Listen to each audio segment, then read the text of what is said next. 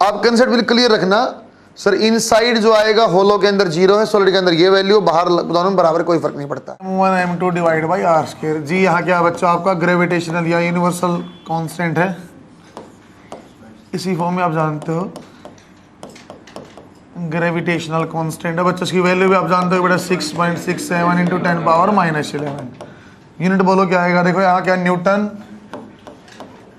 Metre square पर KG square. बच्चों इसका डायमेंशन और फार्मूला भी पूछा जा सकता है, क्या बन जाता है आपका m1 है तो ये m-1 हो गया, L1 था L3 और T-2, इस टाइप से आपका डायमेंशनल फार्मूला। ठीक है, इसको बच्चे दी वेक्टर फॉर्म में, ये कहानी आप जानते हो बेटा, ऐसे लिखना बेटा। वेक्टर फॉर्म में आप लिखेंगे, क्या लिखोगे Gm1 m2 डिवाइड बाई, ऐसा लिखते रहे बच्चों R12, और यहाँ क्या आ जाएगा बच्चों आपके पास, यदि इसका क्यूब लोगे तो वेक्टर आ जाएगा पूरा R12, और यदि क्यूब नहीं है स्क्वायर लेकर क्या आएगा बेटा, वहाँ यूनिट वेक्टर आ जाता, तब जानते होगे। फोर्स और 1 ड्यू टू 2 लगाना, इसका मतलब डायरेक्शन कौन सी होगी, R1 से 2 वाली डायरेक्शन बनेगी। सेम कहानी आपने ऐसा भी पढ़ा होगा बच्चों, F2 से 1 आपका आएगा तो Gm1 m2 आ जाएगा, नीचे क्या आएगा बेटा R21 क्यूब, और यहाँ क्या आ जाएगा बच्चों आपका R21 वेक्टर। सर ये क्यूब क्यों स्क्वायर हमने पढ़ा है, एक्चुअली क्या था बच्चों, यूनिट वेक्टर था R21 डायरेक्शन बताने के लिए, यूनिट वेक्टर को मैंने बेटा वेक्टर डिवाइड बाय मैग्नीट्यूड किया, इसलिए नीचे स्क्वायर की बजाय क्यूब बन गया। कुछ और भी कहानी आप जानते हो, सीधा सीधा लिख रहा हूँ पहले मैं, यह भी आप जानते हो बच्चों F12 जो होगा वो -F21 के बराबर होता है। इसका मतलब क्या आएगा, यदि आपका 1 है ये आपका 2 है, फोर्स और 1 ड्यू टू 2 जो लगेगी बच्चों, कैसी डायरेक्शन बनेगी सर, R1 से 2 है।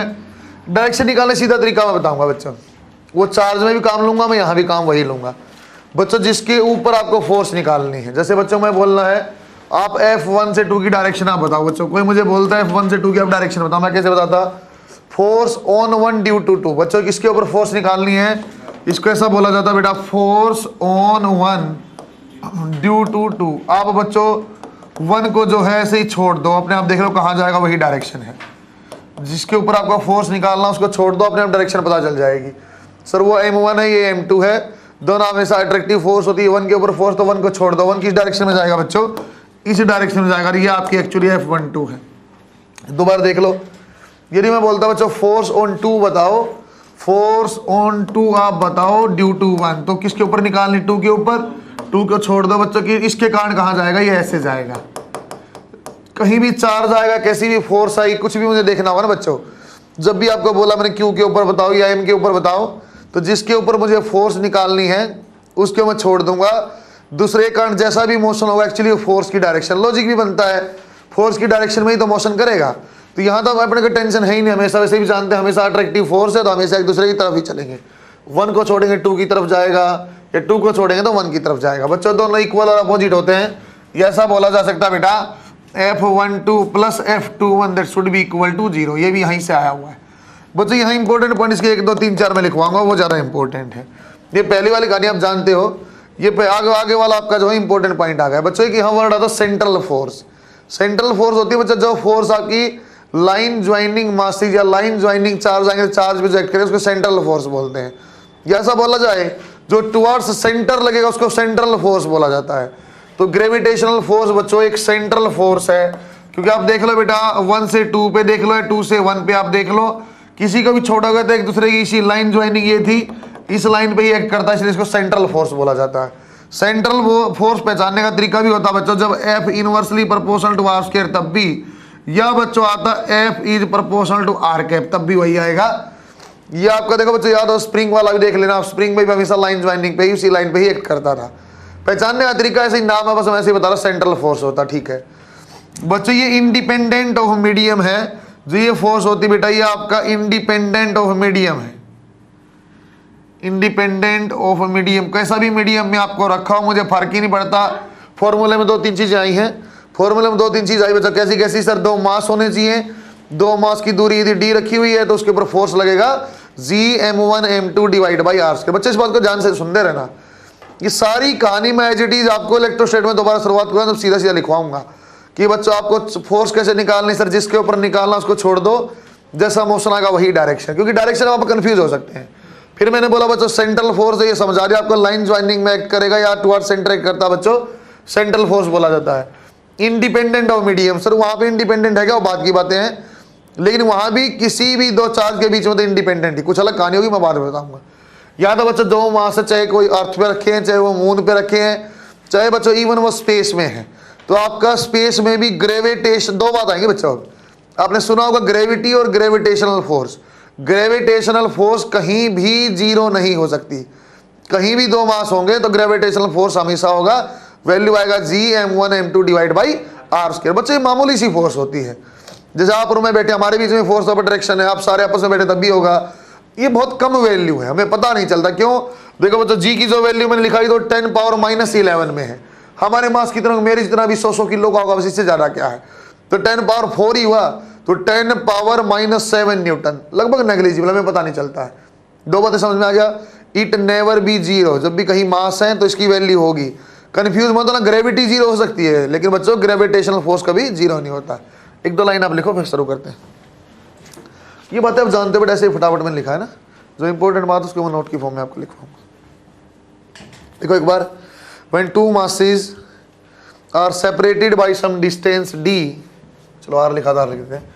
When two masses are separated by distance r, when two masses are separated by distance r, a force of attraction, attraction को अंडरलाइन बेटा, a force of attraction will act between them, a force of attraction will act between them and given as, यहां तक copy करो आप। ये आप समझ गए बच्चों, मैंने क्यूब कैसे बना दिया, क्यूब कैसे बना दिया ना, यूनिट वेक्टर था बेटा, यूनिट वेक्टर को मैंने वेक्टर डिवाइड बाय मैग्नीट्यूड किया। इसे देखो मैंने यूनिट नहीं लगा रखा, यहाँ पूरा वेक्टर लगा हुआ, यदि मैं यहाँ यूनिट लगाता नीचे स्क्वायर ही आ जाता। डायरेक्शन देखना तरीका बच्चों आपको यही बनाना बेटा, चाहे चार्ज की कल बात करें, चार्ज में मास की कर रहा हूँ, जिसके ऊपर आपको डायरेक्शन नहीं, उसको छोड़ दो, उसका मोशन देखना आसान है। और वरना आप सोचने लग जाओगे इसके उल्टा था कि आर के उल्टा था कि आर का, पता नहीं, ऐसे नहीं सोचना है, हमें वेक्टरली जोड़ना, मैं जानता हूँ, हम छोड़ देंगे और आंसर आएगा। बना बच्चा आपने, एक दो लाइन यहाँ लिखवाएंगे नीचे, आप ये लिख लो या बना लो नीचे, ये लिख लेना बेटा, जिसके ऊपर फोर्स निकालना उसको छोड़ दो, अपने आप डायरेक्शन आएगी, है ना, जिसके ऊपर फोर्स निकालना उसको छोड़ दो, अपने आप आंसर आ जाएगा। अब इसका यूज़ करके दिखाऊंगा तो आपको अंदाजा लगेगा, हाँ इतना आसान है। जैसे 1 के निकालना था बेटा, 1 को छोड़ दो, अपने आप डायरेक्शन आ जाएगी, 2 की तरफ जा रहा वो डायरेक्शन। इनके नीचे एक दो पॉइंट और लिखूंगा बेटा मैं यहाँ, बना बच्चा आपने, यहाँ आ गए बेटा, सेंट्रल फोर्सेज इंडिपेंडेंट और मीडियम, इसके नीचे एक दो लाइन और लिखवाता हूँ। बच्चों सवाल पे जानबूझ कंफ्यूज करता है वो जानबूझ कंफ्यूज करता है। वैसे पूछेगा कि एक 100 किलो का लड़का और एक जो 10 ग्राम का लड़का है, दो मास है, एक 100 kg, एक 10 ग्राम, तो दो आप, यदि आपके पास 100 kg पे फोर्स लगी F, तो 10 ग्राम पे कितनी लगेगी? बच्चों दोनों के ऊपर बराबर फोर्स की, मैं लिख भी दिया, इक्वल एंड अपोजिट डायरेक्शन, है ना। इसके ऊपर चाहे कितना भी मास हो, ये चाहे कितना भी मास हो, जितनी फोर्स इसके ऊपर लगेगी सेम फोर्स यहाँ भी लगेगी, क्योंकि फोर्स में क्या है, product of m1 and m2। अरे फोर्स में क्या है बेटा, m1 into m2 divide by, वो हमेशा सेम है। तो इसको दो एक बात लिखवा देता, इंडिपेंडेंट और मीडियम आपने लिख दिया। देखिए एक बार, gravitational force between two masses will never be zero. Gravitational force between two masses will never be zero. Gravitational force कभी जीरो नहीं होती बेटा, चाहे स्पेस में बात करो, कहीं भी बात करो। ग्रेविटी कोई अलग चीज़ है, ग्रेविटेशनल फोर्स एक अलग चीज़ है। Gravitational force between two masses will never be zero. Never be zero को अंडरलाइन करो। और कंफ्यूज कैसे करता है बच्चों, वो कंफ्यूज ऐसे करेगा बेटा, आपको देखो एक बार यहाँ एग्जांपल की फॉर्म में लिखवाऊंगा। आप कैसे कंफ्यूज करता है बच्चों कि ये आपका मास है m को बोल दे कुछ भी आपको वो, और एक बोल देगा बिल्कुल छोटा सा m, ये लिख भी देगा अज्यूम, ऐसा बोल देगा but assume m is very very greater than m, ऐसा वो बोलता है। यहाँ फोर्स F लगती है तो उसके ऊपर फोर्स क्या लगेगी, यदि दोनों के बीच में सेपरेशन आपकी D लिखा होता है, इस टाइप से आपको बोलता है। तो अपने को कन्फ्यूज नहीं होना है। सर मैं जानता हूँ F की वैल्यू क्या आई थी, F की वैल्यू ऐसी थी सर Gm डिवाइड बाई आपकी D है तो D स्क्वायर, ऐसा हमने लिखा था। सर यदि F यहाँ लगी तो यहाँ भी F, सर फर्क क्या पड़ेगा? फर्क ये पड़ेगा बेटा, यहाँ मान लो 100 न्यूटन, ये भी 100 न्यूटन है, तो मोशन का फर्क पड़ेगा। आपको याद करो मैं कुछ सेंटर ऑफ मास में समझाया था कि जब भी बच्चों म्यूचुअल अट्रैक्शन से चलता तो भारी वाला जल्दी चलेगा कि हल्के वाला, तो भारी वाले के पास सेंटर ऑफ मास क्यों होता है? सर हल्के वाला दौड़ के जल्दी आ गया होगा, तो उसका फर्क ये आएगा। यदि बच्चों ये मान लो 100 न्यूटन है, ये भी 100 न्यूटन है, ये कम मास पर इसका एक्सेलरेशन कम होगा, इसका ज्यादा, इसलिए जल्दी आएगा यहाँ। और समझे क्या फर्क क्या आएगा? सर फर्क ये आएगा इसका मोशन अलग अलग हो सकता है, फोर्स अलग है क्योंकि मास कम है तो नो डाउट एक्सेलरेशन ज्यादा है, एक्सेलरेशन ज्यादा था, वेलोसिटी ज्यादा, इसलिए जल्दी वहां जाता हो, ऐसे सेंटर ऑफ मास आपका बारी के पास आता। लेकिन यदि कोई बोलता बेटा एफ की और एक्स की रेशियो बताओ तो हमेशा 1:1। दोबारा बोला कि इन दोनों मास को, इस सिस्टम को आपने क्या किया, एक बार आपका सिस्टम जो अर्थ पे, सिस्टम एट अर्थ, फोर्स है एफ, सिस्टम एट मून ले गए, मार्स ले गए, जहां पे जी की वैल्यू g/6, ऐसे स्पेशल आपको बता दिया कंफ्यूज करने के लिए कि सिस्टम को आप उठा के मून पे ले गए, जहां पे जी, अभी जानते भी नहीं क्या है, जी की वैल्यू g/6 है, कुछ परिवर्तन हुआ तो वहां फोर्स क्या होगी, वहां भी फोर्स क्या होगी बेटा, एफ ही होगी। सही है क्या? सोल आपको कभी टेंशन नहीं लेनी। वो बोला दो मास है, कैपिटल एम और small M, separated by distance D है, एक बार वो अर्थ पे तो फोर्स एफ लगती है, यदि वो मून पे गई तो फोर्स क्या एफ लगेगी, F/6 लगेगी, 6F लगेगी, ऐसे सवाल पूछता है। तो मैं डबल स्टार PMT लिखवा दूंगा बच्चों, कहीं भी लेके जाओ, वो आपको लिखवा भी दिया, force will be same and it never be zero. यदि मास चेंज नहीं हुए, डिस्टेंस चेंज नहीं, तो फोर्स भी चेंज नहीं होगा। सही है क्या? एक दो लाइन और आप लिखो बेटा, या बाद में बनाना, एक लाइन आप लिखो। फोर्स एक्टिंग, मतलब उसी कहानी लिखवा रहा हूं मैं आपका, सेम है। Force acting between two masses, force acting between two masses will always be same. Force acting between two masses will always be same and until distance is not changed. ऐसा लिख लो, आप जानते भी हो, until distance is not changed। नीचे एक line और लिखो बस, डबल स्टार PMT। बच्चों सवाल बहुत कंफ्यूजन भरा, अभी तो मैं जी को जानता नहीं हूँ, आप थोड़ा बहुत जानते होगे, तो यदि बच्चे को ऐसा बोल देते ना बेटा जी डैश की वैल्यू g/6 हो गई, फिर बताओ मून पे फोर्स, तो बच्चे का दिमाग में जाने लग जाता है, जानता सर डिवाइड बाई 6 होता होगा, दिमाग में जाने लग जाता है, शायद F की जगह F/6 आ जाएगा या 6F, ऐसा नहीं होता है। पूरे सिस्टम को चाहे मून पे लेके जाओ, चाहे कहीं भी लेके जाओ अदर प्लेनेट पे, तब भी फोर्स की वैल्यू F ही रहेगी। स्टार लगा लिखो, ratio of forces, double star PMT करो बेटा इसका ना, ratio of forces acting between two masses separated by distance D. बच्चों मैंने मास भी दिया, डिस्टेंस भी दिया। Ratio of forces acting between two masses separated by distance D on earth and moon will be same. On earth and moon will be same. तो वही अब बना लो बच्चों, दो बातें अब क्लैरिफाई कर दिया बच्चों। इंडिविजुअल ऑब्जेक्ट के ऊपर जो फोर्स लगेगा वो भी सेम रहेगी, सिस्टम को उठा के कहीं ले जाओ तब भी आपकी फोर्स में कोई परिवर्तन नहीं होने वाला। यदि यहाँ F लगा बेटा, ये X लगा, तो F/X की वैल्यू भी 1:1 है। सही है क्या? पता नहीं, अरे आसान बहुत सवाल, लेकिन अपनी गलती होने की संभावना रहती है। अब मॉड्यूल में जाकर सवाल देखेंगे प्रीवियस ईयर वाला, कि स्पेस में गए, दो अलग अलग मास है, वहीं रहेंगे, मूव करेंगे एक दूसरी तरफ, कुछ करेंगे। मॉड्यूल में रिमेन एज इट इज, गलत आंसर है, करेक्शन हो गया था, एक दूसरी तरफ चलेंगे, क्यों फोर्स ऑफ अट्रैक्शन है। तो अपनी कई बुक जो आप करते हो नीट चैंपियन, वहाँ लिखा होगा टुवार्ड्स ईच अदर। हाँ ये बोल सकता स्लोली मूव करेंगे क्योंकि फोर्स बहुत कम है ना बच्चों। ये ज़्यादा इंपॉर्टेंट चीज़ होती है, सवाल तो आप पहले भी करने आते हैं, ये ज़्यादा इंपॉर्टेंट, जहाँ थ्योरी से सवाल बनता आप नहीं आइडेंटिफाई कर पाते हैं। एक और आप नोट लिखो, ये बना बच्चों आपने, बच्चों में नोट लिखवा के मैं कुछ नियम समझा रहा हूँ, वो नियम तो आप जानते हैं, नोट लिखवा रहा हूँ, वो आपको कंफ्यूज करता है। Same note is also valid for electrostatic, इसके और उसके फॉर्मूले सेम होते हैं बच्चों। तो आपको यहाँ क्या बोलता है कि पहले एक मास है 10, अच्छे सुनो बच्चों, पहले एक मास है 10 kg है ना बच्चों, यहाँ एक मास है बच्चों, चलो 100 kg कर लेते हैं, मेरे वाले कहानी कर लेते हैं। ये 100 kg है, यहाँ 50 kg है। वही कहानी मान लो आपको समझा देता हूँ मैं, ये लड़का आ गया और ये आ गई बच्चों सुंदर सी गर्ल, ऐसे लंबे बालों वाली। इनकी जो भी फोर्स होगी, मान लो बच्चों कोई तीसरा यहाँ आ जाए, तीसरा कोई और मास आ गया, मान लो 17 किलो को, मान लो मेरी वाइफ आ जाए ऐसे, है ना। तो अब बोलता है इन दोनों का सिस्टम का जो बच्चा फोर्स था ना बेटा, मतलब इंपॉर्टेंट सवाल बनता है कि बेशक से आपके 2 मास हैं, बेशक से आपके 50 मास हैं, चाहे आपके कितने भी मास हैं, 2 मास के बीच में जो फोर्स ऑफ अट्रैक्शन है वो तीसरे के आने से कोई प्रभावित नहीं होती है। सही है क्या? तो इसको बच्चों लॉ ऑफ सुपरपोजिशन में करके बना दूंगा। यदि बच्चों अलग अलग मास होगा M1 M2 M3 कुछ भी, तो आपकी नेट फोर्स जो आएगी वैसे आ जाएगी बेटा, net force F1 plus F2 plus F3, या it can be given as vector addition of individual forces. सही है क्या? एक नोट लिख के बनाओ, एक line, force acting between 2 masses will not be affected और फिर अंडरलाइन है ना, force acting between 2 masses will not be affected due to presence of third mass, will not be affected due to presence of third mass. बच्चों ये human मतलब है तो मास human का भी, उसके नेचर के हिसाब से चला, फिजिक्स के हिसाब से चला, कोई फर्क नहीं पड़ता है ना। एक नीचे एक लाइन और कंटिन्यू लिख लेते हैं, will not be affected by presence of third mass. नीचे एक लाइन और नीचे लिखो, but net force on any mass, but net force on any mass will be equal to vector addition of all forces, vector addition of all forces at that point, vector addition for all forces at that point, this is known as law of superposition। बच्चों मतलब समझो, अंग्रेजी लिख लिया बस अच्छे समझो बेटा।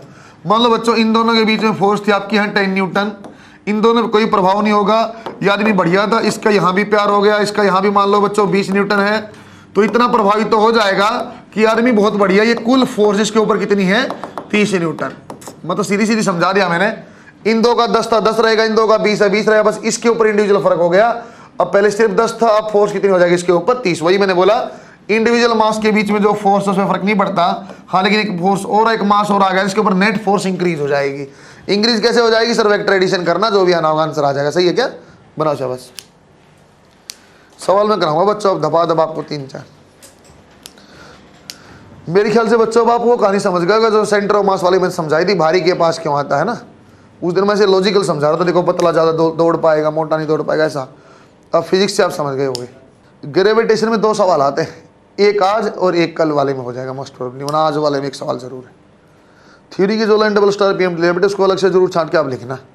वो थ्योरी वाले को आप ना पक्का भूल जाओगे, नेगलेक्ट कर जाते हो, जहाँ गलती करते हो लिखवाया हुआ मैंने, उसका अलग से आप 1-2 पेज बना लेना बाद में पेपर से पहले। पहले बच्चों मैं आपको इंडिविजुअल एक मास का समझाता हूँ। एक सवाल आसान सा, एक आप करना, फिर आप देखते हैं बना पाओगे नहीं बना पाओगे। थोड़ा सा आप कंसेप्ट भी बिल्डिंग करेंगे वहाँ से। पहले एक आसान सा क्वेश्चन मैं कराता हूँ। टोटल मास बच्चों मान लो m मास है, उसने ऐसा बोला कि टोटल मास m है, इसके 2 टुकड़े आप कर दो। असल आंसर आपको याद होगा, बता भी देना। 2 टुकड़े आपने किया तो मैक्सिमम फोर्स होनी चाहिए। मैक्सिमम फोर्स कब होगी? जब मास का टुकड़ा क्या हो, एक m हो एक क्या हो, ऐसा पूछा आपसे। देखो एक बार, an object of mass m is divided into 2 masses, is divided into 2 masses which are placed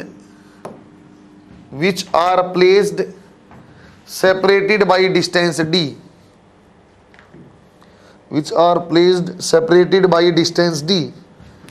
Find out values of these 2 masses. Find out values of these 2 masses if force acting between them is maximum. Maximum को underline. If force acting between them is maximum. देखो बच्चों, उसने ऐसा बोला बेटा कि एक बड़ा सा टुकड़ा आपके पास m मास है। m मास को अब 2 टुकड़ों में तोड़ लो। उसको नहीं पता बच्चों कैसे तोड़ना है, m/2 तोड़ना है, m/3 कुछ तोड़ना है, या m/5 4 2 टुकड़े करने। एक बात ये हुई, अब 2 टुकड़े ऐसे तोड़ो कि फोर्स हमेशा मैक्सिमम हो। आंसर तो होता बेटा हाफ हाफ। आंसर तो हाफ हाफ कैसे वो समझा रहा हूँ बच्चों। जैसे मैक्सिमम मिनिमम आए तो आपको कंसेप्ट समझ में आना चाहिए। वो मैक्सिमा वाला सर जिसको मैक्सिमाइज करना है या मिनिमाइज करना है उसको वाई एक्सिस पे रख लो, जिसके रिस्पेक्ट में करना उसका एक्सपेक्ट डिफरेंशिएट इक्वल टू 0 उत्तर आएगा। बच्चों मैंने एक समान लिया m-x, इन दो के बीच में फोर्स बता सकते हो? हाँ, Gm-x into x divide by D square. सही लिखा बेटा? और अच्छे सोल्व किया बेटा, Gmx divide by D square और minus Gx² divide by D square, ऐसा किया। अब सर इसको मैक्सिमाइज करना किसको बेटा? फोर्स को। बच्चों का रैंडम ग्राफ हम बना लेंगे, वाई एक्सिस पे वो जिसको मैक्सिमाइज करना है। कौन वेरिएबल? सर क्या डी वेरिएबल है? नहीं। क्या एम वेरिएबल है? नहीं है। कैपिटल एम तो मैंने खुद बोला कैपिटल एम है। जी भी आपका कांस्टेंट है, सिर्फ एक वेरिएबल है बेटा एक्स। कुछ भी एक रैंडम ग्राफ मैंने बना लिया, उस ग्राफ से सिर्फ ये अंदाजा लगता है सर चाहे मैक्सिमाइज और चाहे मिनिमाइज हो, स्लोप आपका 0 होगा। किसका स्लोप होगा? यहां देखने से पता चलेगा D f divide by d x जो होगा आपका 0 होगा। सही है क्या बेटा? डिफरेंशिएट करो sir, d f divide by d x या differentiation of force with respect to x क्या बन जाएगा? सर ये एक्स है तो आपका 1 G m d square minus 2 आगे आ गया G x divide by d square equal to 0। Cancel करो बच्चों, सेम चीजों कैंसिल किया सर, जी से जी कैंसिल, डी स्केयर से d square cancel, m is equal to 2x और x की वैल्यू क्या आ जाएगी m डिवाइड बाई 2। सीधा याद करना, जब भी मैक्सिमम फोर्स करना गिवन सेपरेशन के लिए मास कैसे डिवाइड हो जाएगा, हाफ हाफ। सही है क्या? बनाओ शाबाश, किया हुआ सवाल था आपने, ये करना चाहिए, होना चाहिए था आपका पहले। और इसका उत्तर पहले याद था क्या सीधा आपको किसी को? गुड, इसका याद होना चाहिए था। अगला सवाल आप बनाना, क्वेश्चन में लिख कर दूंगा आपको, ये बनाया हुआ आपने। अगला सवाल आप करो बच्चों। बच्चों इस बार आपको मैं कुछ सवाल अच्छे से समझा रहा हूं, ऑप्शन आपको मैं देना, एक्चुअली आपको बनाना है, आपको फोर्स ही निकालनी है। देखो एक बार, अच्छे सवाल लिखना, सिंगल स्टार लगाओ, देखता हूं सही बना पाओगे नहीं बना पाओगे। 2 spheres made up of same material, same material underline बेटा, 2 spheres made up of same material and having same radius r, and having same radius r, capital R, placed such that they are separated by distance 4r, placed such that they are separated by distance 4r, then force of attraction between them is proportional to। देखो बच्चों सवाल आपके सामने है, उत्तर भी आपके सामने है। वेरी गुड, सेम मटेरियल को आपने अंडरलाइन किया होगा बच्चों। बच्चों मैंने मास का जिक्र नहीं किया, आपने देखा है? ऑप्शन सही था, आप लिखो इसको, और ऑप्शन याद है तो बता भी सकते हो। अपने आप मास बनाओ, m1 m2 अपने आप बनाओ, डेंसिटी सेम लेनी है बच्चों। मास नहीं दिया हुआ, मास आपको बनाना है।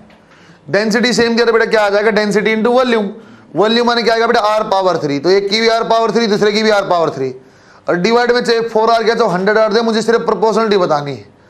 प्रोपोर्शनलिटी बतानी तो मैंने उसका ले लिया बेटा r स्क्वायर, नीचे ऊपर r पावर 6, तो उत्तर आ जाएगा f is directly proportional to f power 4। Option number 4 is correct. बच्चों ये बिल्कुल बेसिक टाइप की चीज है, ग्रेविटेशन में आपको नई शिक्षा दे दी मैंने बेटा। जब भी मास नहीं दिया हो ना, चाहे आपको फोर्स पूछा हो, चाहे आपसे स्मॉल जी की वैल्यू पूछी हो, चाहे पोटेंशियल पूछा, बाद में कोई भी चीजें आएंगी, तो वहां को मास को रिप्लेस करके डेंसिटी इनटू वॉल्यूम से करना है। तो अपने आप प्रोपोर्शनलिटी, तो अपने रट्टे मारे ना वो चेंज हो जाएगी। तो स्मॉल जी आप रट्टा मारा हुआ G M by capital R square, वो भी डायरेक्टली प्रोपोर्शनल टू रेडियस हो जाता है, जैसे हम करेंगे तो पता चलेगा आपको। तो आपको जब भी बच्चों सेम मटेरियल बोले या मास नहीं स्पेसिफाई किया, तो आपके कन्वेंशन वाले जो फॉर्मूले याद किए वो नहीं बचते हैं, तो आप मास को रिप्लेस करना पड़ता है, अलग कुछ बन जाएगा। बच्चे एक टाइप के सवाल थे बेसिक वाले, अब मैं सुपरपोजिशन वाले आसान टाइप के सवाल करता हूँ। 1 2 3 क्वेश्चन वहां करते हैं, कुछ आपको आइडिया लगे, फिर धीरे धीरे सर्कुलर। देखो एक बार यह क्वेश्चन ऐसा दिया बच्चों, आपके पास एक इक्विलेटरल ट्राइंगल है, और इक्विलेटरल ट्राइंगल पे ऐसा रखा हुआ मास m है सर, मास m है, और यहां भी मास m है। बच्चों पॉइंट भी मार्क कर देता बेटा, A B और C। आपसे कोई बोला, अच्छे सुन लेना सवाल को, इसको मैंने बोला बेटा नेट फोर्स एट A बताओ, इनकी दूरी जो बीच में बेटा A डिस्टेंस है हर साइड। सवाल को देखो कितना बवाल होता, कितना कुछ भी बना ले वो, चाहे हेक्सागन बना देता। यदि कोई मुझे बोलता ना force on A due to B बताओ, यदि कोई मुझे बोलता ना, मैं कुछ भी सवाल बना होता, ये अच्छे सुना होता ना, मैंने आंसर दे दूंगा ऐसे ही। यदि कोई मुझे बोलता ना बेटा force on A due to B बताओ, तो डायरेक्शन कैसे देखता मैं, वो सब भूल जाओ। ए को छोड़ दो, बी की तरफ सर प्लस आई कैप है, और ए को छोड़ दिया कहां जाएगा, वो बी की तरफ जाएगा। कैसी डायरेक्शन है, प्लस आई कैप है। वैल्यू क्या आएगी sir, G M square divide by A square, बात खत्म। अरे कैसा भी फिगर दिया हो, डरने की जरूरत नहीं। अब मैं तो आपसे नेट फोर्स पूछ रहा हूं, इसलिए मैंने सारे मास देखने पड़ेंगे। यदि आपसे कोई बोलता ना बेटा force on A due to B बताओ, तो सिर्फ आप ए और बी देखते, जो आंसर आना हो आ जाएगा। मैं आपको बता दिया, दूसरे मास की प्रेजेंस होने से इनकी फोर्स में कोई प्रभाव नहीं पड़ता है। दोबारा देखो, अब आपको नेट फोर्स बता रहा है सर, नेट फोर्स कैसे बताओगे बच्चे? इन सवालों को आई और जे में लिखने की बजाय मैं सीधा वेक्टर की फॉर्म में लिखवा। देखो कैसा, मैंने यहां बना लिया बेटा ए पॉइंट, मैंने यहां बना लिया बच्चों ये ए पॉइंट यहां अलग से। अच्छा सर, ए के ऊपर 2 मास हैं, बी और सी, के कारण फोर्स लगेगी।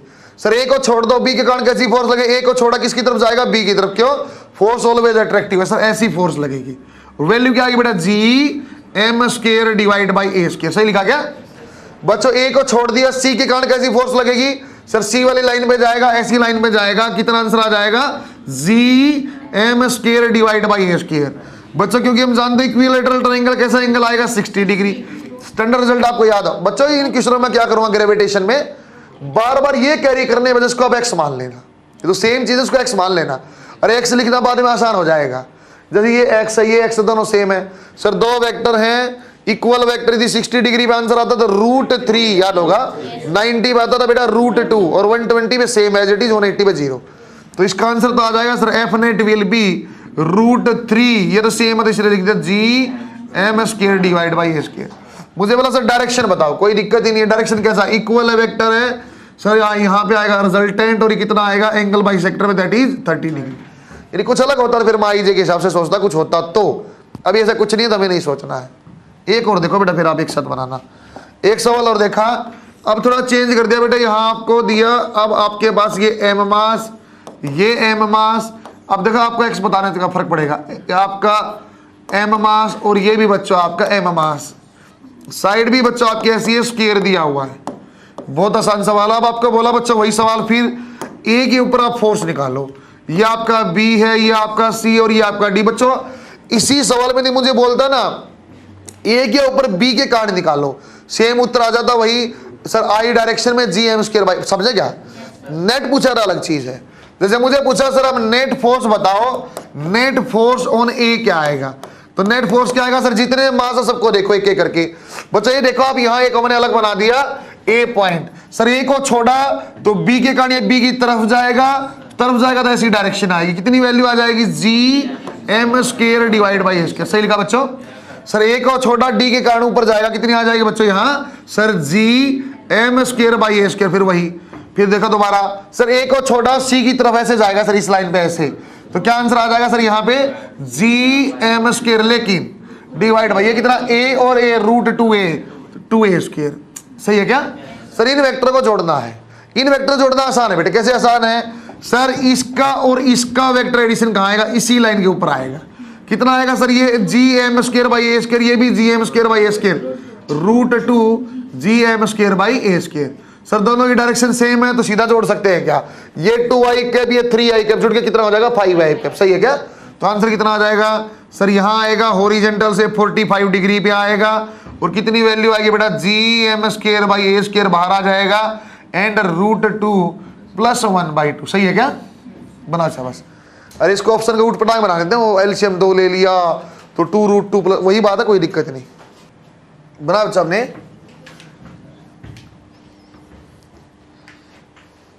इसी का थोड़ा थोड़ा चेंज करके मैं आपको दिखाता हूँ अगले स्टेप पे। थोड़ी देर में इसी के ऊपर एक पार्ट ऐड करूँगा मैं। अब एक सवाल लोग करा के इन दोनों के ऊपर एक पार्ट ऐड करेंगे, थोड़ी जगह आप छोड़ देना उस हिसाब से। बच्चों एक टाइप का सवाल सुपरपोजिशन वाला, बेसिक वाला, एक थोड़ा सा और इसको ऐड करते हैं, इसके अंदर सर्कुलर लेके आते हैं। सर्कुलर की कुछ कंडीशन आप जानते हैं सर, सर्कल तभी बनेगा जब सेंटर की तरफ फोर्स होगा, जो सेंटर की तरफ फोर्स होता है उसका नाम सेंट्रीपिटल होता है सर। सेंट्रीपिटल को बैलेंस करने के लिए एक सूडो फोर्स होती है, उसका नाम सेंट्रीफ्यूगल है। Mathematically that is equal to mv² by r या m ω²r, याद होगा आपको है ना। एक सवाल हम करते हैं, देखो एक बार, two small spheres of mass m, two small spheres of mass m each are separated by distance d. Two small spheres of mass m each are separated by distance d. They are moving in a circle, साथ में underline circle को है ना, they are moving in a circle due to mutual force of attraction, due to mutual force of attraction। इसको underline करो बच्चों आप, mutual force of attraction को अंडरलाइन करो। Find out angular velocity of mass। बच्चों वो यहाँ पे सिंपल वेलोसिटी भी पूछ सकता है बेटा, एंगुलर वेलोसिटी पूछ सकता है, जैसे मैं एंगुलर पूछा है, कोई दिक्कत नहीं। आराम से एक सवाल को मैं आपको बताता हूँ, अगला सवाल अपने आप बनाओगे। देखो बच्चों, एक बार क्वेश्चन को लिख लेते हैं। सर आपने मास बोला छोटा सा m का, ये लिख दिया, फिर आपने मास बोला और d दूरी आपने बोला खुद यहाँ से ऐसा रखा हुआ। आपने बोला इनके कारण जो म्यूचुअल फोर्स उसके कारण सर्कल में चलने लग जाते हैं। हम ज्यादा नहीं जानते सर, पहले यदि आप बोला सर्कल में चलते तो सर्कल बना लेते हैं। इसके आपने बोला यदि बच्चों कि सर्कल में चलते तो मैं एक सर्कल बना लेता हूँ। एक सर्कल हमने ऐसा ऐसा ऐसा ऐसा ऐसा ऐसा गंदा सर्कल बन गया, ऐसा सर्कल बना लिया, ये भी है तो गंदा ही, चलो ठीक है। अब मैं ऐसे सोचता हूँ सर सर्कल में चलेगा तो इसका मतलब सर्कल का कोई सेंटर होना चाहिए, सर्कल में चलेगा तो सर्कल का सेंटर होना चाहिए और सेंटर की तरफ कोई फोर्स लगनी चाहिए जिसका नाम सेंट्रीपिटल है। बच्चे यहाँ सिर्फ एक फोर्स मुझे नजर आती है, यदि किसी एक पॉइंट को देखता हूँ, मान लो इसको देख लेता हूँ मैं, मेरी मर्जी बेटा किसी एक को देख लूँ, मैं इस पॉइंट को देखता हूँ तो इस पे एक ऐसी फोर्स लगेगी that is G M square divide by D square. सही लिखा क्या? फोर्स ऑफ अट्रैक्शन तो ऐसी ही है, G M square divide by D square, यही फोर्स में टुवर्ड सेंटर लगती है नजर आती है। ठीक है सर, इसका मतलब जो यहाँ पे आपने ग्रेविटेशनल फोर्स लगाई वो किसके बराबर होनी चाहिए बेटा? M omega square R. सही बोला क्या? यदि v बोला तो मैं लिखता बेटा M V square by R. सही बात है सर, ये आपने निकाल दिया G M square by D square और ये लिखा बेटा एम ओमेगा स्क्वायर। सर ये आर क्या लिखूं? आर की वैल्यू क्या लिखूं? आर क्या था बेटा? रेडियस ऑफ सर्कल, सर्कल की रेडियस। सर्कल की रेडियस यहां क्या हो जाएगी देखना एक बार, यही तो सर्कल की रेडियस है, डी है तो कितना आ जाएगा? D divide by 2। सही लिखा क्या सर? एक एम से एक एम कैंसिल कर दो, बाकी सोल्व करके देखो बेटा क्या बन जाएगा? ओमेगा 2g m और नीचे आ जाएगा बच्चों आपके पास d cube under the root. मेरे ख्याल से सही लिखा है, 2 यहां चला गया 2g m, नीचे आ गया d तो d क्यूब और आंसर आ जाए। सही है क्या बच्चों? ये सवाल तो आप बना लो। अगले वाले में आपको v निकालना है, अगले सवालों में आपको v निकालना, जो मैंने ट्राइंगल वाला किया था और जो मैंने स्क्वायर वाला किया था वो आपको सोल्व करना है। हम क्या करेंगे, किसी एक पॉइंट के ऊपर फोर्स निकालेंगे जो हमने निकाल चुके हैं, किसी भी एक पॉइंट के ऊपर फोर्स आने के बाद क्या करेंगे? M V square by R. R किसका लेना सर? सर्कल की रेडियस। सही है क्या? जैसे इस सर्कल की रेडियस क्या? डी बाई 2, इसलिए मैंने डी बाई 2 लिया। ये बनाओ आप, अगले वाला है आपका। अब बच्चों जो स्क्वायर वाला था उसका आप बनाओ, आपने पहले सवाल किया हुआ है। स्क्वायर वाले में आप वी मुझे बताओ, सर्कुलर मोशन यदि है तो स्पीड की वैल्यू आप बताओ, स्पीड क्या होगा? जो हमने यही सवाल किया था बेटा, सर्कुलर मोशन है तो कोई दिक्कत नहीं, ऐसा बन जाएगा सर, ऐसा सर्कल लगा दो, ऐसा ऐसा ऐसा, एक पॉइंट का आपने निकाल ही रखा सर, यहाँ पे आप ऐसा कर दो, नेट ग्रेविटेशन फोर्स आ गई, हाँ आ गई। इसको M V square by R के बराबर करो। क्या करेंगे बेटा? इसको M V square R, R की वैल्यू देखना बच्चों क्या आएगा सर? इसका सेंटर तो ये आएगा, यहाँ से यहाँ तक टोटल दूरी क्या आती थी? √2a, तो √2a डिवाइड बाई 2। मेरे ख्याल से आंसर आ जाएगा बेटा, ये as it is G M square by A square और ये आ जाएगा बच्चों आपके पास √2 1 बाई 2 और आंसर आ जाएगा एम वी स्क्वायर ए और √2 ऊपर आ गया। बच्चों आप देखो बेटा, एक m से एक m कैंसल, एक a से एक a कैंसल, 2 से आप देख लो क्या बन जाएगा यहाँ, तो v आपके पास आ जाएगा जी एम बाई ए। 2 भी आपका नीचे आ गया था 1 प्लस 2 बाई √2। मेरे ख्याल से सही लिखा है, क्रॉस चेक कर लेना। ये √2 नीचे आएगा तो √2 डिवाइड बाई √2 1 और ये नीचे आएगा तो 1 डिवाइड बाई 2√2। सही है क्या? ऐसे ही आप चाहो तो बच्चों सर्कल का ही बन जाएगा। और सर्कल की वो रेडियस वाली पॉइंट में आपको सोल्व करवा चुका था, a डिवाइड बाई √3 आई थी। इसके ऊपर अब आप PMT लिख लेना। 2 चीजें एप्लीकेशन होगी बेटा, सर्कुलर मोशन की और ग्रेविटेशन की। घर जाके आप ट्राइंगल वाले का बना के देख लेना, जो रेडियस आएगी वहां a बाई √3 आएगी और आपको सोल्व कराता पहले मैंने याद हो कि 30 डिग्री पे बेटा x मान लो, ये a बाई 2 है, ये x मान लो, आंसर आ जाएगा।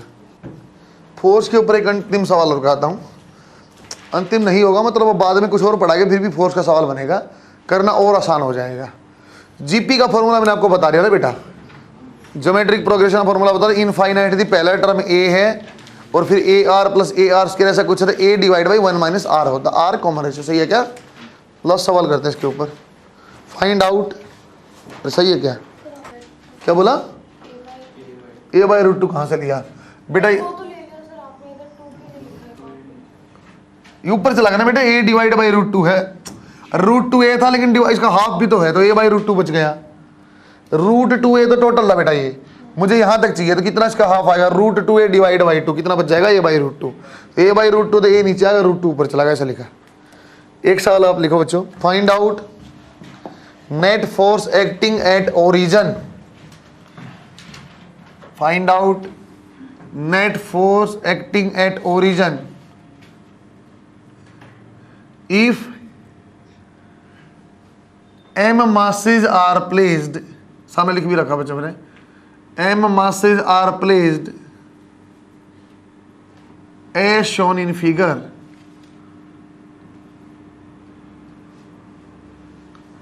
थोड़ा सा डाटा चेंज कर देता हूँ। m मास रखा हुआ है आपका m पे है, और बच्चों इसको ले लो आप 2m पे ले लो, इसको 4m पे ले लो, इसको 8m पे, ऐसे रखा मीटर मीटर दिए हुए। पहला मास आपका रखा बच्चों ओरिजिन पे रखा बेटा, फिर आपको जो रखा हुआ है 2m पे, 2 मीटर पे, 4 मीटर पे, 8 मीटर पे, 16 मीटर पे ऐसा रखा हुआ है। क्या मतलब डायरेक्शन बता दो, नेट फोर्स ओरिजिन पे किस डायरेक्शन में आएगी? नेट फोर्स ओरिजिन पे की डायरेक्शन आप बता रहे हो क्या? प्लस आई होगी कि माइनस आई होगी? ओरिजिन वाला को छोड़ दो, देख लो हमेशा इसी डायरेक्शन जाएगी। तो नेट फोर्स आप बनाओगे, देखना बेटा एक बार, G M square divide by 2 square, G M square divide by 4 square, G M square divide by 8 square, ऐसा चलता रहेगा। सही है क्या? तो आप कॉमन ले लो बेटा, जी एम स्क्वायर कॉमन ले लो, क्या बन जाएगा 1/4 प्लस 1/16 प्लस 1/64। मेरी ख्याल सही लिखा, देख लेना बेटा, जोड़ जाड़ है ना। जी एम स्क्वायर ऐसा कैसा, फर्स्ट टर्म क्या बेटा 1/4 और 1 माइनस रेशियो क्या बेटा 1/4। सोल्व करेंगे तो जी एम स्क्वायर ऐसा कैसा, और ये 1/4, ये आ जाएगा बच्चों आपका 3/4। आंसर ही G M square divide by 3। कैसी डायरेक्शन? प्लस आई में। कुछ यूज किया बच्चों मैंने, ए प्लस ए आर स्क्वायर, यदि ऐसा होता है तो सम जो आएगा बेटा ए डिवाइड बाई 1 माइनस आर होता है, वो मैंने यूज किया, दैट इज जीपी। तो पहली टर्म यहाँ क्या है, ए 1/4, तो 1/4 एज रखा। फिर रेशियो आप किसी का भी देख लो बेटा, सेकंड डिवाइड बाई फर्स्ट को रेशियो बोलते हैं, तो 1/16 डिवाइड बाई 1/4, 1/64 डिवाइड बाई 1/16, तब भी वही आएगा, है ना। तो इसलिए बच्चों मैंने लिख दिया जी एम आर स्क्वायर बाहर आ गया, 1/4 पहली term divide by 1 minus 1/4 answer आ जाएगा। एक चीज और आपको बढ़ा रहा बच्चों, दिखने में एक जैसी आएगी।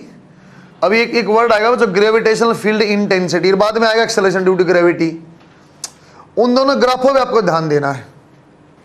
ग्राफ बिल्कुल एक जैसे बनेंगे, किसी का एक बार पॉजिटिव, किसी का एक बार नेगेटिव, ऐसा आता बस।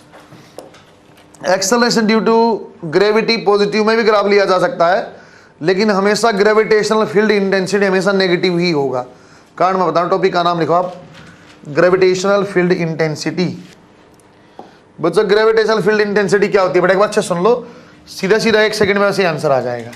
ग्रेविटेशनल फील्ड इंटेंसिटी ऐसे निकाला जाता है बच्चों, कारण तो क्या है, ये एम मास है, तो इसकी ग्रेविटेशनल फोर्स कहाँ तक फील की जाती है, उस स्फीयर ऑफ इन्फ्लुएंस तक जो आपकी पावर रहती है, उसको बोलता है फील्ड इंटेंसिटी। इंटेंसिटी का मतलब क्या होता है आपको तब भी बताया मैंने पहले भी कभी। इंटेंसिटी का मतलब होता है बेटा, एक लाइट है, लाइट ने बल्ब आपने ऑन कर दिया, उस बल्ब की लाइट कहाँ तक जा रही है, उसको इंटेंसिटी, कैसी चमक है उसको इंटेंसिटी बोला जाता है। और ये भी हम जानते हैं जितना बल्ब के पास होगी तो चमक ज्यादा होगी तो इंटेंसिटी ज्यादा, ऐसे ही समझा रहा हूँ लाइट से। तो इंटेंसिटी का मतलब होता है इसका इन्फ्लुएंस कहाँ तक आपको मतलब असर कर सकता है, कहाँ तक आप महसूस कर सकते हो। एक मास है, जैसे मैं यहाँ हूँ, एम मास है, तो आसपास मेरे मास की अट्रैक्शन कहाँ तक रह सकती है, मतलब एक ऐसी अट्रैक्शन जहाँ के बाद यदि कोई मास अगर उसको मैं अपने मेरी तरफ खींच लूँगा, ऐसा कब बनेगा आपका। एक बात बच्चों, इसको कैसे सॉल्व किया जाता है, इंटेंसिटी कैसे निकाली जाती है, बिल्कुल सरल चीज है बच्चों। हम क्या करेंगे, जिस भी पॉइंट के ऊपर इंटेंसिटी निकालने देगा, मान लो बेटा ये ए पॉइंट पे आपका मास एम रखा हुआ है, मुझे कोई बोलता है इसकी पी पॉइंट के ऊपर आप इंटेंसिटी बताओ, जो पी पॉइंट आपका डी दूरी पे, मुझे किसी ने बोल दिया आप पी पॉइंट के ऊपर इसकी इंटेंसिटी बताओ, तो कैसे मैं बताऊंगा। देखो मैं सवाल कैसे सॉल्व ही नहीं करूंगा। पी के ऊपर कोई भी मास आप मान लो बेटा एम नोट, पी के ऊपर कोई भी मास मान लो आप एम नोट, तो पहले आप डायरेक्शन देखो सर, एम नोट को जैसे सोल्व करते रहे सही, क्या एम नोट के ऊपर फोर्स निकाल सकते हो, अभी हमने सोल्व किया है। फोर्स कैसे निकाल रहे हैं, छोड़ दो, इस डायरेक्शन में आएगा। डी की डायरेक्शन कहां थी बेटा, यहां से आई की तरफ, प्लस आई की तरफ, ये कैसे आ गया माइनस आई, तो इसकी डायरेक्शन जो होती है बेटा माइनस यूनिट वेक्टर के अलॉन्ग होती है। एक बात तो ये हो गई, किसी भी पॉइंट से, इस पॉइंट से मैं यहां देखो इंटेंसिटी, तो यूनिट वेक्टर चलेंगे ऐसे, तो बच्चों इसकी फील्ड डायरेक्शन कैसे, इस तरह यहाँ मास मान लो एम नोट, ये ऐसे चलेगा तो उल्टी डायरेक्शन होती। पहली बात तो ये हुई। सर फील्ड इंटेंसिटी कितनी है, मैं नहीं जानता हूं। क्या फोर्स जानते हो, हाँ, G M M naught divide by D square, बच्चों इंटेंसिटी निकालने की तरीका है, फोर्स डिवाइड बाय जो मास माना था उसको डिवाइड कर दो, फोर्स डिवाइड बाय मास को डिवाइड कर दो, आंसर आ जाएगा Gm/d², और ये -r। सही है क्या? पर एक बात आपको थ्योरेटिकल समझाया, यह है क्या, दोबारा सुनो बेटा। इंटेंसिटी होती क्या है, ग्रेविटेशनल फील्ड इंटेंसिटी होती क्या है? बच्चा कोई भी मास कहीं भी रखा हुआ है, मान लो जैसा मेरा मास 100 किलो, मैं यहां खड़ा हूं, कितनी दूर तक मैं किसी चीज को अट्रैक्ट कर सकता हूं, उस एरिया को बोला जाता है बच्चों आपका इंटेंसिटी का एरिया, या वहां तक आप इंटेंसिटी फील कर सकते हो। ये भी नॉर्मल बात है, जो मेरे पास में होगा बच्चों, तो वहां पे क्योंकि आप जानते हैं डी के इनवर्सली प्रोपोर्शनल स्क्वायर के, जो मेरे पास होगा उसके पास ज्यादा फोर्स बनेगी। या इंटेंसिटी का लॉजिक जब भी मैं बोल रहा हूं, भविष्य में लाइट बोल रहा हूं, बल्ब में बोल दूंगा, बल्ब के जितना पास जाओगे ज्यादा रोशनी, ज्यादा चमक, मानी इंटेंसिटी, ऐसा सोच लेते हैं। सर यदि मैं आपसे कोई 10 मीटर दूर बैठा है, आपकी कितनी इंटेंसिटी है या आपके फोर्स की कितना प्रभाव वहां बचा हो, तो मैं क्या करूंगा, उसके ऊपर कोई भी मास मान लो बेटा m0, वहां फोर्स निकाल लो सर, G × 100 × m0 और डिवाइड बाई 10², फोर्स आ गई, हाँ आ गई। जिस पॉइंट के ऊपर निकालना था उस पॉइंट का मास क्या था, m0, उससे डिवाइड कर दो, तो आंसर आ जाएगा G × 100 डिवाइड बाई 10²। सीधी बात है क्या? एक बात ये समझ में आई सर, इंटेंसिटी आप जब भी निकालते हो उसकी डायरेक्शन माइनस होती है, उल्टी डायरेक्शन क्यों हुई, यहां से 10 मीटर मैंने ऐसा बोला, ऐसे r वेक्टर है, लेकिन इंटेंसिटी कैसे आएगी, m0 को आप छोड़ देते मेरी तरफ आता, उल्टी डायरेक्शन में चला तो माइनस यूनिट वेक्टर आएगा बेटा, डायरेक्शन रिवर्स है, एक बात। दूसरी बात, जिसके ऊपर निकालना डिवाइड बाई कर दो, मतलब नहीं समझे तुम, दोबारा समझो। यहाँ कोई मुझे बोलता ना बेटा, कोई मुझे बोलता सर एक काम करो, ए पॉइंट के ऊपर इंटेंसिटी क्या ये बता दो, यदि कोई मुझे बोलता इस सवाल के ऊपर ए पॉइंट के ऊपर नेट इंटेंसिटी क्या है बताओ, तो मैं कुछ नहीं करता, फोर्स निकालना था, हाँ था सर, निकाल दिया, हाँ निकाल दिया। सिर्फ इसके ऊपर क्या कर दो, कितना मास है m, तो डिवाइड बाई m कर दो, लो ये आंसर आ गया, वो इंटेंसिटी। बस समझे क्या? किसी के ऊपर भी जब आपको इंटेंसिटी निकालनी बेटा, तो आपने एक ही काम करना, उसके ऊपर फोर्स निकाल दो और जिस पॉइंट का जो मास है उसको आप सीधा सीधा डिवाइड कर दो, अपने आप उत्तर आएगा। देखो दोबारा एक बात को, तो इसलिए बच्चे यहाँ टेस्ट मास बोला जाता है m0 में मान लूंगा तो इंटेंसिटी अपने आप आ जाएगी। तो किसी भी पॉइंट मास m की r दूरी पे इंटेंसिटी क्या आएगी बेटा, Gm/r², और यूनिट कैसे आएगी, माइनस ऑफ यूनिट वेक्टर। सही है क्या? अब और आसान तरीका ये समझा दिया, मैं कुछ नहीं करना पाओ तो अब सीधा एक मास मान लेना, आपकी मर्जी, कुछ भी 2 kilo 5 kilo 10 kilo 100 kilo, force निकाल लेना, जो मास माना उससे डिवाइड कर देना, उत्तर आ जाएगा। सही है क्या? ग्रेविटेशनल फील्ड इंटेंसिटी में तो एक लाइन लिखो पहले, ग्रेविटेशनल फील्ड इंटेंसिटी में तो एक लाइन लिखो,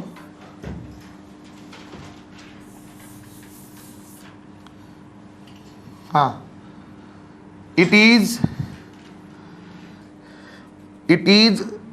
space up to which effect of a gravitational force can be observed. It is space up to which effect of gravitational force can be observed. Observed मतलब OB है ना, देखा जा सकता है। It is defined as, बच्चों simple ये लिखो बेटा, I is equal to F divide by m0, और ये मैंने लिखा हुआ सिंपल, यहां तक आप आ जाओ नीचे तक। इट इज डिफाइंड एज, ये क्या निकाला बेटा मैंने, m मास की इंटेंसिटी P पॉइंट के ऊपर क्या आएगी मैंने वो निकाला। बच्चों इंपॉर्टेंट ग्राफ बनाऊंगा अब सीधे, वो बड़े काम के अपने लिए बनाया गया आपने, एक लाइन और नीचे स्टार लगा के। बच्चों क्या सर इंटेंसिटी वेक्टर क्वांटिटी हुई, इसका मतलब तो इंटेंसिटी वेक्टर क्वांटिटी, मैं खुद ही यूनिट वेक्टर लिख रहा हूं बेटा, सीधे एक लाइन लिखा रहा है बेटा। सवाल में जब भी ग्राफ आएगा इंटेंसिटी वाला ग्राफ हमेशा नीचे, 0 से नीचे होने से नेगेटिव वाला ही आएगा, क्योंकि मैं आपको दिखा दिया माइनस आ रहा था, क्योंकि इसका ग्राफ और जी का ग्राफ सेम आएगा, लेकिन जी का ग्राफ बच्चों ऊपर बनेगा, ये नीचे बनेगा। एक बार पीएमटी में ऐसा सवाल आ गया था, जी का ग्राफ आया था, ऊपर वाला ऑप्शन नहीं था ना, मुझे नीचे टिक करना पड़ा, तो नीचे टिक मैंने ऐसे माने किया हुआ, चलो ठीक है, मैं नीचे जी को नेगेटिव है तो माइनस मान के मैंने किया हुआ है। यदि कभी दोनों ऑप्शन आ गए ना बेटा, कि ऊपर भी ग्राफ बना हुआ है और नीचे भी बना हुआ है, तो ग्रेविटी इंटेंसिटी का ग्राफ हमेशा नीचे वाला टिक करना है, और जी का ग्राफ हमेशा ऊपर वाला। ऊपर यदि है ही नहीं तो नीचे का टिक करें, कोई दिक्कत नहीं। सवाल आ चुके हैं दोनों तीनों टाइप से। एक लाइन आप लिखो स्टार लगा के नीचे, direction of intensity is always opposite to position vector. ठीक बच्चों, दो चीजें यहां मैं आपको पढ़ा रहा हूं, उनमें से एक ज्यादा महत्वपूर्ण है बेटा, एक बार अच्छे सुन लेना बच्चों, दोनों ग्राफ मैं एक साथ बनाऊंगा अब आपके लिए। बच्चों यहां मैं लिखूंगा बेटा सॉलिड स्फीयर के लिए, बच्चों बहुत खतरनाक सवालों को मैं बहुत मजाक में कर दूंगा, और यहां मैं लिखूंगा बच्चों होलो स्फीयर। होलो स्फीयर, 3 अलग अलग कंडीशन में आपको समझाता हूं बच्चे। ये सॉलिड स्फीयर वाली चीज डबल स्टार, क्योंकि बेटा अर्थ के लिए हम पढ़ाई करते हैं ना, अर्थ आपका सॉलिड स्फीयर जैसा माना गया है, ये मेरे लिए ज्यादा इंपॉर्टेंट है। अच्छे सुनो सर, इंटेंसिटी का ग्राफ आपको बनाना कैसे कैसे बनाना है सर। ये आपके पास सॉलिड स्फीयर है ऐसा, एक बार इसका मास m है, एक बार p पॉइंट जो आउटसाइड है, r is greater than capital R। Capital R क्या बेटा, अर्थ की रेडियस है, जो पॉइंट आपको लिया वो बाहर है, उसका आपको निकालना है। देखो बच्चों कैसे निकालते हैं सर, हमने क्या बोला था, अब इसको मैं ऐसा बोलूंगा सर, इस बिंदु से पहले पूरा मास कितना है m, तो सीधा इंटेंसिटी आप लिख दो I will be equal to Gm by small r square, और यूनिट वेक्टर कैसा आ जाएगा बेटा, माइनस r कैप। सही है क्या? दोबारा देखो एक बार आप सर, यदि आपने बोल दिया पॉइंट जो है ऑन द सरफेस है, पॉइंट P जो है बच्चों वो ऑन द सरफेस, अब भी P से पहले पूरा मास आ चुका है, तो मैं क्या लिख दो बेटा, Gm by capital R square, लेकिन डायरेक्शन भी क्या होगी, थोड़ा सा आप देखो, इसकी के लिए स्टार मैंने लगाया है, m मास है और P पॉइंट जो बच्चों आपने इन साइड कहीं मान लिया। अच्छा सुनना, P पॉइंट मैंने कहीं यहां मान लिया बच्चों ऐसा, ये P पॉइंट है ये वाला, तो इस P पॉइंट से नीचे कितना मास है सर, सिर्फ ये वाला, इसको मैंने m डैश मान लिया है, तो I की वैल्यू क्या आएगी बेटा, Gm dash divide by R square. Sir R कहां से है, R जो होता है बेटा वो फ्रॉम सेंटर होता है। R कहां से लिया मैंने, हर जगह बेटा देखो आप कहीं भी फ्रॉम सेंटर यहां से लिया है, अब भी ऐसा ही है। सर सवाल आप यदि निकालना चाहते हो तो मुझे m डैश की वैल्यू बताओ, और m डैश कौन सा मास बच्चा, छोटे वाले स्फीयर का। सर m डैश का मान आप बताओ, तो m डैश का मान कैसे बताते आए थे sir, total mass divide by total volume into, छोटा स्फीयर तो छोटी वॉल्यूम कर दो बच्चों, pi by 4/3 pi r cube, cancel करें क्या आ जाएगा बेटा, m divide by r cube, और ये क्या आ जाएगा बच्चों, छोटा r, आंसर आएगा Gm divide by capital R cube. सही है क्या? और ये छोटा r स्क्वायर, ये क्या बच्चों, r क्यूब, कैंसिल करेंगे Gm divide by R cube, और यहाँ क्या आ गया बच्चों, R वेक्टर, लेकिन डायरेक्शन अभी क्या रहेगी बच्चों, माइनस में यहाँ। सर इसका मतलब यदि आप ग्राफ बनाना चाहो, इसका मतलब यदि आप यहाँ ग्राफ बनाना चाहो तो बना दो, यहाँ बना दूंगा बच्चों। यदि आप ग्राफ बनाओगे तो इंटेंसिटी का और R का ग्राफ पहली बात हमेशा नीचे आएगा, क्यों, सारा ही माइनस आया है। सर आपने क्या बोला, पहले देखो स्मॉल r के इनवर्सली प्रोपोर्शनल है, inversely proportional to r square है बच्चों, तो इन साइड पे I की वैल्यू, चलो यहां से, या ऐसी पॉइंट बेटा r is equal to r on the surface, on the surface से क्या बोला सर, ये ऐसा जाएगा सर, यार कभी टच होगा नहीं, क्यों, क्योंकि बेटा इंटेंसिटी कब जीरो होगी, जब r की वैल्यू इनफाइनाइट होगी, तो r की वैल्यू इनफाइनाइट कभी होगी, जब होगी, तो ये पॉइंट आपका आ गया। तो ऑन द सरफेस क्या बेटा, ऑन द सरफेस की वैल्यू अपने पास है Gm बाई R स्क्वायर। एक बात सर, ये कैसा ग्राफ है बेटा, ये वो ग्राफ है जब I is inversely proportional to R square है, इसलिए हमने घटाया है। दोबारा देखो सर, सेंटर से जब R की वैल्यू 0 थी और सरफेस तक आप आए, तो कैसा ग्राफ है sir, I is directly proportional to R। कैसे पता चला बेटा, कैपिटल R क्यूब भी आपका कांस्टेंट है, G भी कांस्टेंट, M भी कांस्टेंट, तो I is proportional to R। इसका मतलब क्या बनेगा बच्चों, आपका स्ट्रेट लाइन। स्ट्रेट लाइन कैसी बनाएंगे बच्चों, ऐसे हम बना देते हैं। सही है क्या? ग्राफ को हमेशा याद करना, हमेशा याद करना सर, जब भी आपका आएगा सेंटर से R हमेशा कहां से लिया, सेंटर से दूरी है सर, ऑन द सरफेस वहां तक तो डायरेक्टली प्रोपोर्शनल टू R है, on the surface value Gm by R square है, बाहर Gm by small r square है। सही है क्या? बना शाबाश। इसका बड़ा डेंजर सवाल बनते हैं बच्चों, कहीं ऐसे मान रहे हो, ये बहुत डेंजर सवाल बनते हैं, इसका एप्लीकेशन मैं अभी दिखा दूंगा। यदि कोई मुझे बोल देता नहीं 10 किलो मास रखा है, अर्थ से R की वैल्यू मान लो 6000 किलोमीटर, वहां 10 किलो मास है, फोर्स बताओ, तो फोर्स में कुछ नहीं बता सकता था, इंटेंसिटी बता सकते थे, हाँ गुणा में मास कर दो, फोर्स आ गई। ये m डैश पता कैसे ले रहा हूं बेटा, मैं m कैसे ले रहा हूं, जिस पॉइंट में निकालना उसके पहले देख लो कितना मास है। जैसे मैं यहाँ निकाला इसके नीचे पूरा ही m है, यहाँ निकाला उसके नीचे पूरा ही m है, लेकिन यहाँ निकाला उसके नीचे m डैश है, मैं वो m ले रहा हूँ ना, किसका इफेक्ट मुझे लग पाएगा, किसका महसूस मैं कर पाऊंगा, जितना मास मेरे से पहले उससे कर पाएंगे। ये भी PMT में आ चुका है, ऐसा कैसा, ऊपर वाला ऑप्शन भी था, नीचे वाला भी, इंटेंसिटी हमेशा नीचे बनेगी। एक सवाल ग्राफ से ग्रेविटेशन में आता रहता है, अब बेसिकली इंटेंसिटी का ग्राफ हमेशा नीचे बनेगा ना, जी का ग्राफ ऊपर नीचे दोनों संभावना में आ जाता है, ऑप्शन देखा जाता है, ऊपर होगा तो आप ऊपर ही टिक करेंगे, सेम ग्राफ आएगा। एक और देखो बच्चों, आप इसका खतरनाक यूज दिखाऊंगा बच्चों थोड़ी देर में आपको मैं। R कहां से लिया, सेंटर से, इस बात को भूलना मत, R कहां से लिया, सेंटर से मैंने लिया, क्योंकि सवाल में कंफ्यूज मैं आपको करूंगा, तब आप देखना कैसा सवाल बना पाओगे नहीं बना पाओगे। एक मैं ऐसे बच्चों होलोस्फीयर का बना देता हूं। बच्चों ये कोई बहुत महत्वपूर्ण है नहीं, लेकिन ऐसे ही आपको फटाफट मैं बना भी देता हूं। होलोस्फीयर कैसा बनता है सर? ऐसा होलो, ये मास m, radius r, p point के ऊपर आप बताओ आउटसाइड है, सेंटर से कितनी दूरी है स्मॉल r, तो कितना आ जाएगा सर? इंटेंसिटी आ जाएगी आपकी g m by are square, वो भी कैसी आएगी? माइनस r में। यदि आपने बोला बच्चों पॉइंट ऑन द सरफेस है, p पॉइंट यहाँ m और r, तो क्या इंटेंसिटी आ जाएगी बेटा? g m r स्क्वायर, और बच्चों डायरेक्शन कैसी है? माइनस r वाली है। यदि कोई बोलता सर इनसाइड है, किसी ने बोला बच्चों यहाँ इनसाइड पॉइंट आपका p पॉइंट इनसाइड है, तो इनसाइड में मैं कैसा बोलता था बेटा? इस पॉइंट के नीचे कितना मास है? 0। अरे मैंने ऐसा नहीं कहा था आपको, जब अर्थ वाले में याद है, सॉलिड वाले में याद है, तो मैंने बोला इस पॉइंट के नीचे कितना मास है वो ले लो, इसलिए एम डैश लिया था। यदि बच्चों मैंने बोला होलोस्फीयर है, तो इस पॉइंट के नीचे कितना मास है बेटा? 0, तो इंटेंसिटी क्या आ जाएगी? 0। तो यदि यहाँ ग्राफ आप बनाओगे तो वहां बच्चों आपका ऑन द सरफेस तो सेम चीज आएगी बेटा सर, ये आ जाएगी जी एम, या आपका R is equal to R पे ये वैल्यू आ जाएगी बेटा G M by are square. ये भी आपका एज इट इज है, intensity inversely proportional to R square, लेकिन यहाँ वैल्यू क्या बेटा? 0। ये डॉटेड लाइन है बच्चों, सॉलिड लाइन होती है, इसका मतलब तो सेम वैल्यू। डॉटेड का मतलब ग्राफ शुरू यहीं से हुआ, R is equal to capital R से, उससे पहले वैल्यू क्या? 0। नोट करके लिख लेना अच्छे से। होलोस्फीयर में अंदर में स्फीयर के इनसाइड में इंटेंसिटी 0 होती है, सॉलिड स्फीयर में अंदर इंटेंसिटी होती है कितनी? G M divide by R cube into छोटा आर। छोटा आर कहां से लिया? सेंटर से। दो एक सवाल कराएंगे बस आज का, इतना ही लिखना पड़ेगा लग रहा मुझे। ये ऐसी बना के डॉटेड लाइन है ना, कहीं तुम बोल दो सॉलिड है, सॉलिड आएगी पोटेंशियल में, उस टाइम पे अलग कहानी होगी। देखो कितनी बात तुम पकड़ पाए हो। ध्यान रखना आर कहां से था? छोटा, सेंटर से दूरी। लिख भी दिया था मैंने।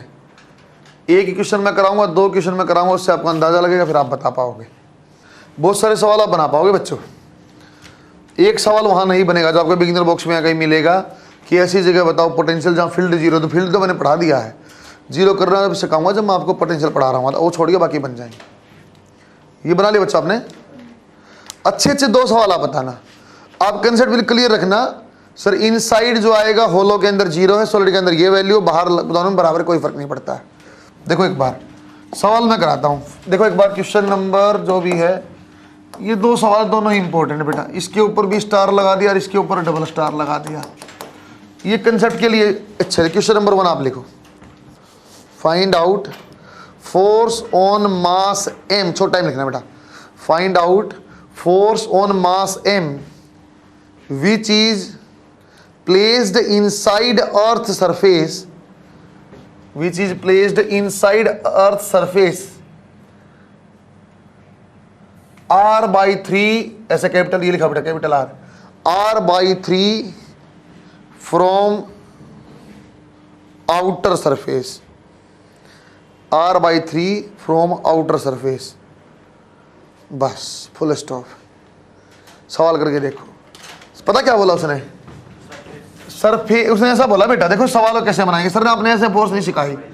ऐसी आपके पास अर्थ है बेटा, अर्थ का मास कैपिटल M आप ले लेना, जी आप दिया हुआ ठीक है। वैल्यू भी बता देता हूँ ऐसे एक बार बता देता हूँ बस। जी की वैल्यू आप जान गए थे बेटा 6.67 10 power minus 11 newton metre square पर केजी स्क्वायर। बच्चे M की अर्थ का मास होता है बेटा 6 इंटू 10 पावर 24 केजी, और बच्चों कैपिटल R जो रेडियस होती है बच्चों 6400 किलोमीटर। ऐसे एक बार डाटा बता, ठीक है हमें पता, तो ठीक नहीं, कोई जरूरत भी नहीं है। उसने क्या बोला? सरफेस से, आउटर सरफेस से r/3 दूरी पे एक छोटा सा m मास ऐसे रखा हुआ है। यहाँ फोर्स आपको बतानी है। ऐसा सवाल आपने नहीं कराया सर फोर्स में? अरे मैंने ऐसा सवाल आपको कराया ही नहीं। रखा हो मास, उसका फोर्स मैंने समझाया हो। एक तरीका बन सकता है सर, क्या बच्चों आप जो P पॉइंट के ऊपर है बेटा, इसको P पॉइंट बोलते हैं, क्या बच्चों आप P पॉइंट के ऊपर इंटेंसिटी बता सकते हो? क्या बच्चों P पॉइंट के ऊपर इंटेंसिटी बता सकते हो? हाँ सर। किसी भी पॉइंट के ऊपर यदि इंटेंसिटी दिया है तो इंटेंसिटी इंटू मास फोर्स ही तो है। अरे हमने इंटेंसिटी कैसे डिफाइन किया था? Force divide by mass. तो फोर्स क्या हो जाएगा बेटा? Mass into intensity. आप इंटेंसिटी बनाओ, गुणा में मास कर दो, m दिया हुआ आंसर आएगा। इंटेंसिटी आप बनाओ, जी m बाई आर क्यूब। वो छोटा r की वैल्यू क्या आ गई बेटा? छोटे r की वैल्यू क्या आ जाएगी?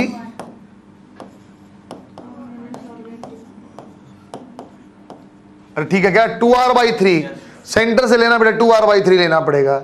इंटेंसिटी यदि आ गई तो फोर्स क्या होता है बेटा सर, m इंटू इंटेंसिटी तो फोर्स होता, आंसर आ जाएगा 2/3 gm m/r²। एक सवाल और आप करोगे, मैं कंबाइंड क्वेश्चन और करा के देखता हूं कितना बना पाओगे। अरे ये फोर्स आप सीधा नहीं जानते हो, या आप इंटेंसिटी से निकाल सकते हो। डबल स्टार आप बनाओ बच्चों, जैसे काम ये करा रहे हैं ना, आपको इलेक्ट्रोस्टैट में दोबारा ऐसे ही आएगा।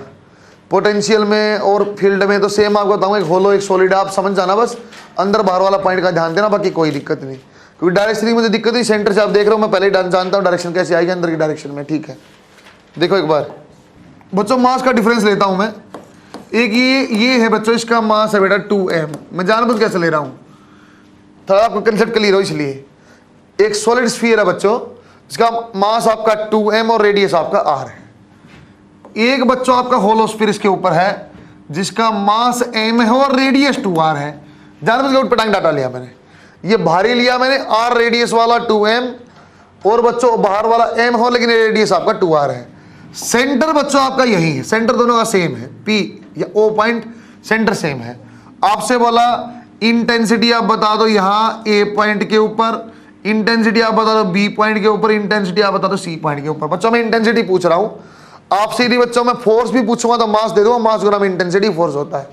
और आपसे पूछा बच्चों इंटेंसिटी आप बता दो यहाँ E पॉइंट के ऊपर, सही है क्या बच्चों। मैं आपको दूरी बताता हूँ, O से E की दूरी है बेटा r/2, O से A की दूरी है बच्चों 3r/2, सही है क्या।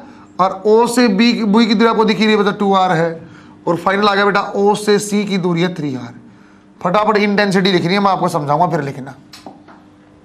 बच्चों ये आपका बहुत बढ़िया कंसेप्ट है, कंबाइंड सवाल करा रहा हूं मैं। एक एक क्वेश्चन का आराम से करते हैं, एक एक क्वेश्चन का आराम से करते हैं। सर कैसे सर, आप करो पहले E पॉइंट का, E पॉइंट के ऊपर इंटेंसिटी निकालो, E पॉइंट का अच्छे से घूरो। E पॉइंट सॉलिड स्फीयर के लिए क्या बेटा, इनसाइड है। सॉलिड स्फीयर के लिए क्या बच्चों, इनसाइड है। क्या लिखूंगा उसके लिए मैं, gm r³ इंटू r, सही लिखा, बहुत बढ़िया लिखा। होलो स्फीयर के लिए अंदर है, होलो स्फीयर में इंटेंसिटी अंदर क्या होती है 0। मेरे ख्याल से उत्तर आ जाएगा gm r³। सेंटर से कितनी दूरी है बेटा, सेंटर से r/2, सेंटर से r/2 है तो r/2 क्या आंसर आ जाएगा gm/2r²। सर कोई फोर्स भी निकलवाता ना, कोई दिक्कत नहीं, गुणा मास कर देता, अंतर आ जाता, सही है क्या। दोबारा देखो, आपने बोला सर आप इंटेंसिटी बनाओ, अब पॉइंट नंबर कहाँ दिया, ए के ऊपर। अरे उसके अलावा कुछ है क्या, नहीं, ए के ऊपर आपको बोला तो ए के ऊपर आप बनाओ। सर ए पॉइंट के लिए सॉलिड स्फीयर से कैसा बेटा, ए पॉइंट आउटसाइड, आउटसाइड का फॉर्मूला क्या था gm/r²।